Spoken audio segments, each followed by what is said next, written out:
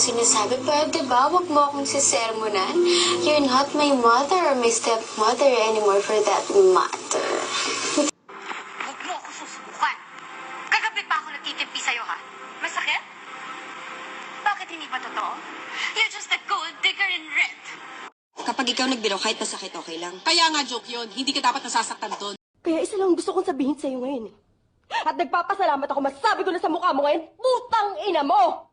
Nung grade school ako, di ba graduate ako ng valedictorian tapos ang dami kong medals. Tapos si Teddy isa lang.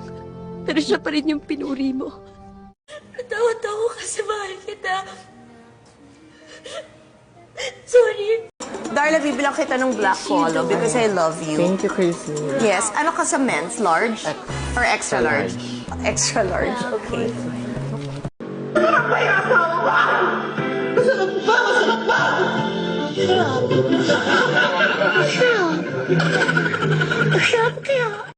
Baka meron dyan mag-isa lang. Walang boyfriend, walang asawa, walang kamag-anak. O, isa na lang, larga na.